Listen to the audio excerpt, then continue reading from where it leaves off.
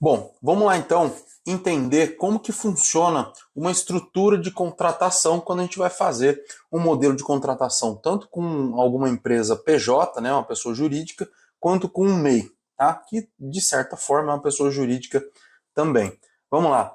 Primeiro, é importante que a gente tenha uma estrutura, que a gente enxergue o processo de contratação dentro de um fluxo, tá? Para isso, exige que a gente tenha organização e planejamento para garantir eficiência e segurança jurídica nesse processo, tá? Desde a etapa inicial de preparação até o encerramento formal da relação contratual. Então, aqui eu descrevo dessa forma porque a gente precisa entender que a contratação ela tem começo, meio e fim e pode ter variações no meio desse percurso aí, tá? E para isso a gente precisa então de um processo estruturado. Então eu vou apresentar para vocês aqui agora um fluxo de instrumentos que tem como se fosse numa ordem cronológica. É como se fosse não, é numa ordem cronológica, desde o primeiro até o último, como que a gente trata essa relação de contratação aí com os nossos prestadores de serviço, tá? Para isso, a gente tem esse fluxo, que é interessante a gente entender como que funciona, tá? A primeira relação que a gente tem quando a gente vai fazer uma contratação, vamos imaginar que nós vamos contratar lá uma empresa de alvenaria, uma empreiteira de alvenaria, tá? Só faz alvenaria estrutural. A gente tem que enviar para eles, primeiro, para facilitar a nossa vida, né, um checklist de pré-verificação, em que a gente vai verificar as condições dessa empresa, se ele executa aquele trabalho ou não, como que está a documentação.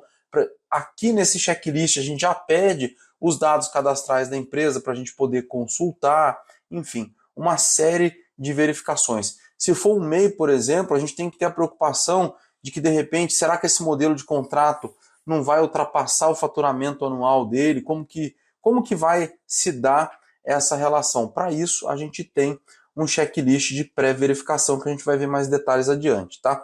Feito o checklist, aqui a gente traz as informações da empresa, a gente elabora então o contrato com a pessoa jurídica ou com o MEI, tá? Vamos tratar a pessoa jurídica como se fosse um empreiteiro de serviço ou um MEI, tá? Lembrando, pessoal, que esse fluxo aqui também serve na contratação de uma construtora. A gente pode imaginar dessa forma. Claro que não vai ter, por exemplo, um termo de responsabilidade sobre o substituto. É o caso do MEI, por exemplo, tá? Em que a gente tem um termo de responsabilidade sobre uma pessoa substituta que vem prestar um serviço no lugar dele, tá? Em que esse termo de responsabilidade sobre o substituto vai de encontro com um daqueles itens que tem na CLT, que é a pessoalidade lá, né? Depois a gente tem a notificação de quebra de contrato. Então, olha só, vamos imaginar que a gente contratou uma empresa, eu vou citar aqui a empreiteira de alvenaria, e que durante uma verificação, uma visita de acompanhamento lá de supervisão da engenharia, a alvenaria não estava legal, a alvenaria não está executada de acordo, está faltando massa ali na fresta, não está legal, ou tem um bloco encostando no outro, tecnicamente está errado, e o pessoal da supervisão avisa a gente. Então nós vamos usar uma notificação, isso aqui é um instrumento de notificação para avisar a empresa, olha só, o contrato que nós elaboramos prevê um determinado tipo de trabalho e não está sendo executado conforme contratado. Então eu estou te notificando que é para você corrigir essa conduta, né, e passar a executar a atividade conforme contratado. Tá? E claro, se essa má conduta persistir, a gente passa então para uma notificação de rescisão contratual. Tá? E aqui a gente rescinde o contrato com o prestador de serviço. E aí a gente parte para o distrato. Então, veja que existe um planejamento contratual aqui, do início ao fim, para a gente poder contratar os prestadores de serviço. Tá? Falando aqui do checklist, a gente tem que o checklist de contratação de prestadores de serviço, PJ/MEI, é essencial para garantir a segurança jurídica e eficiência. Inclui a definição das necessidades do serviço, a escolha do tipo de contrato que a gente vai fazer e a verificação dos documentos e a prevenção de riscos. Tá? A formalização é feita em um contrato detalhado que assegura a autonomia do prestador e alinhamento com as obrigações legais. A gente vai ler, tá, pessoal? Tem todos esses modelos aqui. Eu vou repassar cada um deles junto com vocês aqui e vai ficar aqui na plataforma também, tá? Esse processo reduz risco e promove clareza na relação contratual. Depois a gente tem o contrato propriamente dito, que é um instrumento que formaliza a relação entre as partes, tá? Estabelece direito, deveres e condições de serviço prestado, tá?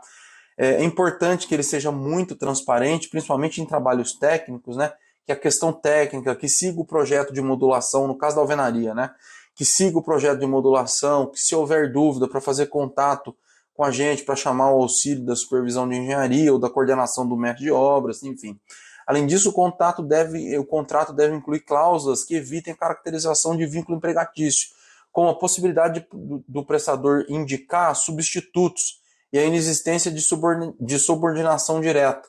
Então isso tem que ficar claro no contrato, tá? Também é importante prever as penalidades por descumprimento e condições de rescisão e mecanismos de revisão e renovação. Então, meio que partes daquele fluxo tem que estar aqui dentro do contrato, que é o que vai regular a nossa relação com o prestador. O contrato bem elaborado protege as partes, tá ok? E aí depois a gente passa para o termo de responsabilidade do substituto. É um documento que garante a continuidade do serviço em caso de ausência do prestador original. Ele formaliza a possibilidade de substituição, assegurando que o substituto tenha a qualificação necessária para desempenhar a atividade. Esse termo é essencial para evitar interrupções no projeto e reforçar a autonomia do prestador. Então isso é meio que uma proteção legal para nós, tá? Ao mesmo tempo em que protege a contratante contra possível prejuízo de atraso, tá? A responsabilidade pela escolha e pela conduta do substituto permanece com o contratado original, tá ok?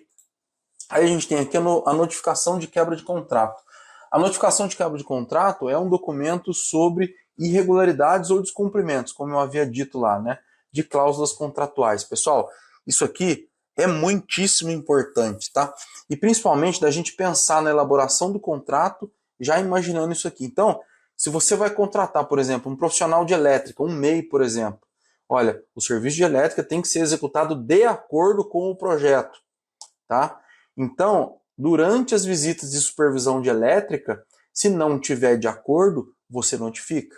Então é importante já conciliar a visita do engenheiro elétrico com o início da atividade, depois com o meio da atividade, e que o engenheiro elétrico faça esse feedback para a gente, para que, se necessário, a gente notifique via um instrumento formalizado. Tá? O objetivo é ajustar a conduta do prestador, dando a oportunidade de corrigir problemas identificados antes que medidas mais severas sejam tomadas. Olha a importância disso para a gente na obra. Tá? Tanto para trabalhos técnicos, quanto para trabalhos que não sejam tão técnicos, por exemplo. Tá? Se de repente você tiver um contrato, por exemplo, você fechou um contrato de caçamba, tá? Você fez lá um contrato, garanta que você possa, se de repente não tirou a caçamba na data prevista, enfim, você pode notificar. Isso aqui é um instrumento de correção de conduta, de rumo, né? Esse instrumento reforça o compromisso entre as partes e demonstra boa fé na tentativa de resolver conflitos de forma amigável. E aí tem essa questão jurídica, entendeu? Fazendo dessa forma, demonstra nossa boa fé de resolver aquilo que não está sendo cumprido de acordo com o nosso contrato. Tá? Deve detalhar a não conformidade, estabelecer um prazo para adequação e destacar as consequências previstas no contrato caso a irregularidade persista. Tá? Então, olha só a importância desse instrumento. E do anterior também, né? Se a gente for ver, quando o prestador tem esse termo de responsabilidade do substituto, de certa forma, pode ter margem para uma quebra de contrato se o trabalho não continuar. Então é importante, quando você faz lá o termo de substituto, se houver substituto mesmo, reunir com essas duas partes e repassar o contrato com eles para que não haja notificação de quebra. Tá? Mas se houver má conduta, é importante que haja notificação. Tem que ter registrado a notificação do que simplesmente quebrar o contrato depois, né? Sobre a notificação de rescisão de contrato, tá? Essa notificação é um documento formal que comunica a intenção de encerrar a relação contratual, em conformidade com os termos estabelecidos no contrato. Deve ser enviado com antecedência, de forma clara, especificando os motivos da rescisão e o prazo para encerramento das atividades, tá? Essa notificação assegura que ambas as partes estejam alinhadas quanto às condições do término, evitando disputas e protegendo os direitos de cada lado.